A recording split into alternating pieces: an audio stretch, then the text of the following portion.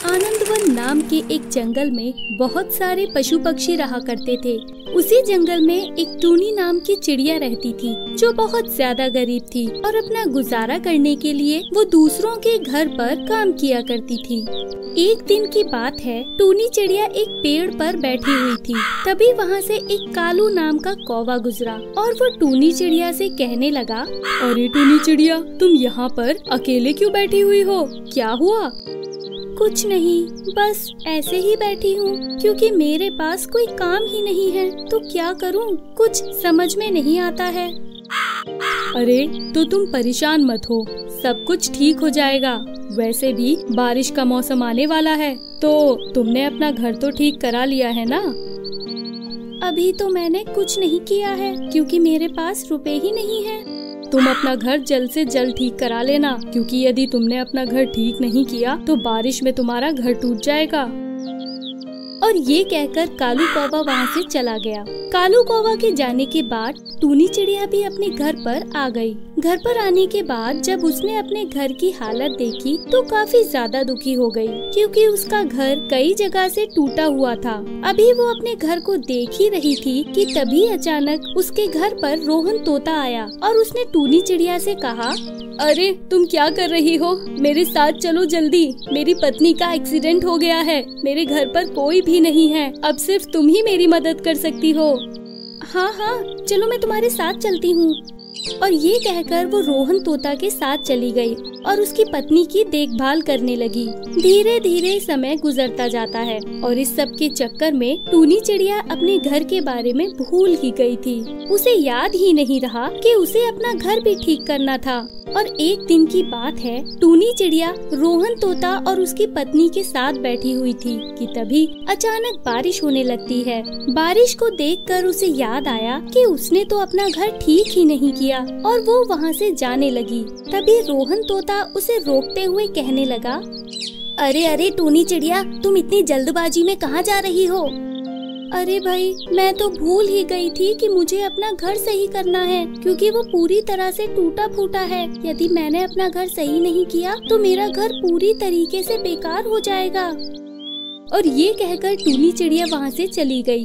वहाँ से जाने के बाद जब वो अपने घर में गई तो उसके घर में काफी ज्यादा पानी भरा हुआ था, क्योंकि इस बीच काफी ज्यादा पानी बरस चुका था। अब वो अपने घर को ठीक करने की सोच ही रही थी कि तभी बहुत तेज बारिश होने लगी और वो अपने घर से निकलकर एक पेड़ पर बैठ गई, क्योंकि उसका घर तो पहले से ही पानी में डूबा हुआ था। और उस दिन पूरे दिन बारिश होती रही, जिस वजह से उसका घर पूरी तरीके से पानी में डूब गया। जंगल में भी काफी गंभीर हालात हो गए थे, बहुत सारे पेड़ पौधे टूट गए थे। ये सब देखकर टूनी चिड़िया काफी ज्यादा दुखी हो गई और वो रोने लगी और अपने आप से कहने लगी,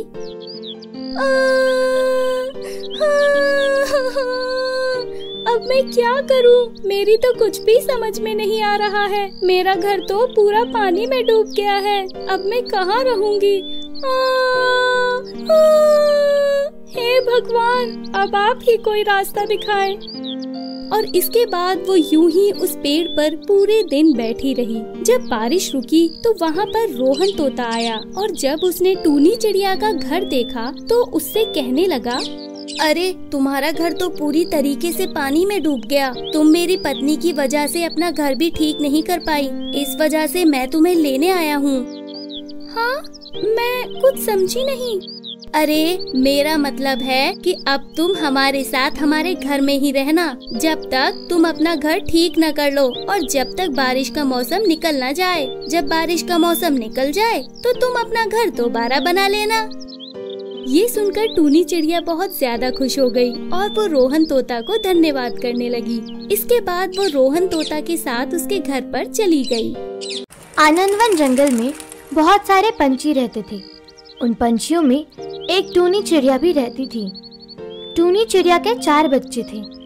टूनी के पति कुछ साल पहले मर चुके थे। उस वजह से घर की और बच्चों की पूरी जिम्मेदारी अकेले टूनी चिड़िया पर ही थी। टूनी दिन भर घर के बाहर काम के लिए जाती थी और घर आते समय अपने बच्चों को खाना ले आती थी। एक दिन टूनी चिड़िया का एक बच्चा बड़ा बीमार पड़ गया। उसको तेज बुखार था इसीलिए टूनी काम पर नहीं गई। अगले 8 दिन ऐसे ही गुजर गए। टूनी चिड़िया के घर का सारा खाना खत्म हुआ। माँ, मुझे बहुत भूख लगी है, खाना दो ना। अरे बेटा, 8 दिन हो गए मैं काम पे नहीं गई, तो अब घर का सारा खाना खत्म हो गया है।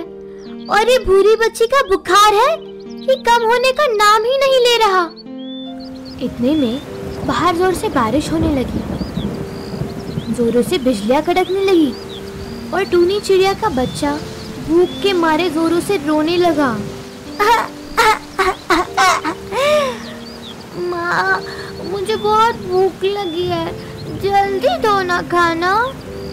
अरे मेरा बच्चा, कैसे बताओ तुझे कि घर में कुछ भी बाकी नहीं है खाने के लिए। और अब तो इतनी तेज बारिश में मैं कैसे और कहां से खाना लाऊं? भूख लगी है माँ। रोना नहीं मेरे बच्चे, मैं अभी कालू भाई के घर जाकर तुम सबको कुछ खाने के लिए ले आती हूँ। तब तक तुम भूरी बच्ची और तेरे भाइयों का ख्याल रखना। अभी आती हूँ मैं मेरे बच्चे। ठीक है माँ। टूनी चिड़िया इतनी तेज बारिश में अपने छोटे छोटे बच्चों को घर में अकेला छोड़ के अपने पड़ोसी कालू कौवे के घर खाना मांगने गई। कालू भाई, अरे ओ कालू भाई, दरवाजा खोलो।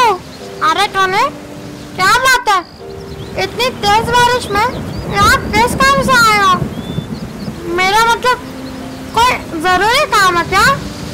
कालू भाई, वो मेरी पूरी बच्ची 8 दिन से बीमार है, तो मैं 8 दिन काम पे नहीं जा सकी। तो घर का सारा खाना खत्म हुआ है और अब इतनी तेज बारिश में मैं कहीं भी नहीं जा सकती। क्या आपके घर से मुझे कुछ खाना मिल सकता है? ये बात सुनकर वसुंधरी कौवी ने कालू कौवे को जोर से आवाज दी। ए जी, यहाँ! क्या वसुंधरी? ए जी, उस टूनी के बातों में आकर पागल मत बनो। तुम्हें दिख नहीं रहा है क्या कि बाहर कितनी तेज बारिश हो रही है? और तो और अब ऐसा लग रहा है कि कुछ देर में ही बाढ़ भी आएगी। और अगर बाढ़ आई तो हमें एक्स्ट्रा खाने की जरूरत पड़ेगी। मेरी बात मानो, उस टूनी को कुछ भी मत दो, समझ गए? ठीक है, देखा टूनी, मैं तुझे जरूर खाना देता, पर सचमुच अब हमारे घर में भी कुछ नहीं बचा है।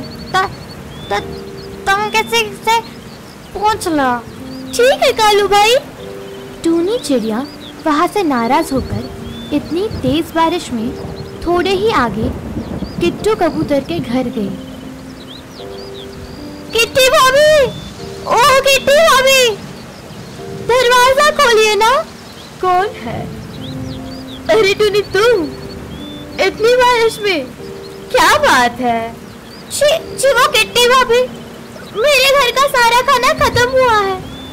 आपके घर कुछ खाने के लिए होगा तो प्लीज मेरे बच्चों के लिए कुछ दो ना। तुम देख तो रही हो ना कि बाहर कितनी बारिश हो रही है। शायद बाढ़ भी आएगी, और अगर बाढ़ आई तो हम कैसे तुझे खाना दे सकते हैं टूनी? तुम समझने की कोशिश करो। तुम किसी और के घर जाकर देखो। टूनी चिड़िया वहाँ से भी नाराज होकर आगे टुनमुन मौसी के घर जाती है। टुनमुन मौसी, दरवाजा खोलिए ना जरा। अरे टूनी, इतनी तेज बारिश में यहाँ क्यों आई है तू? जी टुनमुन मौसी, आपके घर कुछ खाना हो तो प्लीज मेरे बच्चों को दो ना। बहुत देर हुई है, मेरे बच्चों को बहुत भूख लगी है। मेरे बच्चे मेरी राह देख रहे होंगे। रात का बचा हुआ खाना भी चलेगा टुनमुन मौसी, कुछ तो दे दो ना। अरे टूनी, तुझे क्या इतनी भी समझ नहीं है कि बाहर इतनी तेज बारिश हो रही है कि किसी भी वक्त बाढ़ आ सकती है। और इस हालत में तुझे कोई भी खाना नहीं दे सकता। तो जाओ यहाँ से, मुझे परेशान मत करो। बेचारी टूनी फूट फूट कर रोने लगी। तेज बारिश का सामना करते हुए, आंधी तूफान से लड़ते हुए वो बेचारी तो अब तक अपने घर से बहुत दूर आ गई थी। अचानक उसे एक बत्तख का घर दिखा और वो वहां गई। कौन? जी मैं टूनी हूँ। अरे क्या हुआ बहना, इतना रो क्यों रही हो? भाई साहब, वक्त बहुत कम है, घर में मेरे बच्चे अकेले हैं, उनको बहुत भूख लगी है और वो बेसब्री से मेरा इंतजार कर रहे होंगे। आपके पास कुछ खाना मिलेगा क्या? मैं तो भूखा रह सकती हूँ, पर मेरे बच्चों को कैसे भूखा रखूं? बस कर बहना, बस कर। बस इतनी सी बात पर रो रही है तू। ये ले और ये ले और एक बात कान खोल के सुन ले। जिंदगी में तुझे कितनी भी बड़ी मुसीबत आए, अपने इस भाई के पास आना, फिर कभी किसी और के सामने हाथ मत फैलाना। अब जाओ, बच्चे इंतजार कर रहे होंगे। भाई साहब, मैं आपका ये एहसान जिंदगी भर कभी नहीं भूलूंगी। ओफो टूनी बहना, बाहर बहुत जोर से बाढ़ आई है। तुम ऐसा करो, कुछ देर यहीं रुको, बारिश कम होने के बाद बाहर जाओ। क्या बाढ़? मेरे बच्चे नहीं, यहाँ रुककर क्या करूं? चाहे कुछ भी हो जाए, मुझे मेरे बच्चों के पास जाना ही होगा। वो रो रहे होंगे। मेरे बच्चों को मेरी जरूरत है। मैं जा रही हूँ। रुको बहना, बाढ़ बड़ी तेज है। आओ मेरी पीठ पर बैठो, मैं तुम्हें तुम्हारे बच्चों के पास ले जाता हूँ। तेज बारिश में तुम उड़ भी नहीं सकती। टूनी चिड़िया अपने बच्चों के लिए बिट्टू बतख से ली हुई दाने की थैली लेकर बिट्टू बतख की पीठ पर बैठ गई और बिट्टू बतख बाढ़ के पानी में तैरकर टूनी चिड़िया को लेकर टूनी के घर तक आया। लेकिन हे भगवान, मेरा घोंसला कहाँ गया? कहीं बाढ़ में तो नहीं बह गया? नहीं, ये नहीं हो सकता। मेरे बच्चे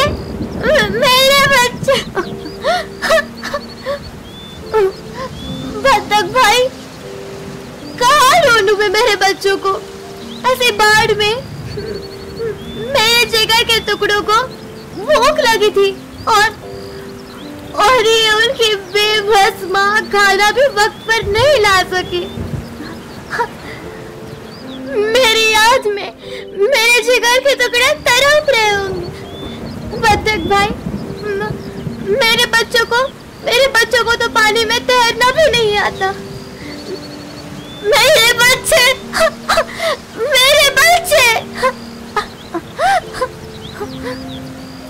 शांत हो जाओ बहन, मैं हूं ना। यहाँ रोने से अब अच्छा होगा कि हम जाकर तुम्हारे बच्चों को ढूंढे। चलो हम आगे जाके उन्हें ढूंढते हैं। हाँ, चलो ना जल्दी। मैं मेरे बच्चों को देखने के लिए तरस रही हूँ। बाढ़ के पानी में तैरकर टूनी चिड़िया को लेकर टूनी के घर तक आया। टूनी चिड़िया बिट्टू बतख की पीठ पर बैठ गई। बच्चों को यहाँ वहाँ सभी जगह पर पागलों की तरह ढूंढने लगी। बहुत देर तक वो दोनों बच्चों को ढूंढते रहे और अचानक उनको बच्चों के चिल्लाने की आवाज आई। उन्होंने थोड़ा आगे जाके देखा तो उनको टूनी चिड़िया का घोंसला बाढ़ के पानी में बहता हुआ दिखा और वो दोनों तुरंत घोंसले की तरफ गए। अंदर टूनी चिड़िया के बच्चे रो रहे थे। माँ, घबराओ नहीं मेरे बच्चे, अब मैं आ गई हूँ ना। नहीं होगा। चलो चलो चलो जल्दी से, यहाँ आओ। माँ माँ माँ, तो कहाँ गई थी? पता है क्या, हमें कितना डर लगा। अरे बच्ची, अब तुझे रोने की कोई जरूरत नहीं। चलो जल्दी, यहाँ मेरी पीठ पर आकर बैठो सुनो। चारों बच्चे बिट्टू बतख की पीठ पर अपनी माँ के साथ बैठे और सभी सुरक्षित जगह ढूंढने लगे। थोड़ा आगे जाके उनको किसी के चिल्लाने की आवाज़ आई। उन्होंने देखा तो कालू कौवा, वसुंधरी कौवी, टुनमुन मौसी, किट्टू कबूतर और किट्टी कबूतरी बाढ़ के पानी में डूब रहे थे। बिट्टू बतख ने एक बड़ी लकड़ी को अपनी पीठ पर बांधा और एक एक करके सारे पंछियों को उस लकड़ी पर बिठाया और सुरक्षित जगह पर ले आया। कुछ देर में बारिश रुक गई और बाढ़ भी कम हो गई। तूने हमें माफ करो। हाँ, हमसे बहुत बड़े गलती हुई है। मैं तो माफी मांगने के भी लायक नहीं हूँ टूनी। हमने तुम्हारे साथ बहुत बुरा बर्ताव किया, फिर भी तुमने हमारी मदद की। कोई बात नहीं जी, हम सबको एक दूसरे की कभी ना कभी जरूरत पड़ती ही है। हमें हमेशा दूसरों की मदद करनी चाहिए। सभी पंछियों का घोंसला बाढ़ में बह चुका था और सारे बेघर हुए थे। सिर्फ बिट्टू बतख का ही घर बचा था। बिट्टू बतख ने सारे पंछियों को अपने घर का सहारा दिया और कुछ दिन में ही सभी ने फिर से अपना घोंसला बना लिया।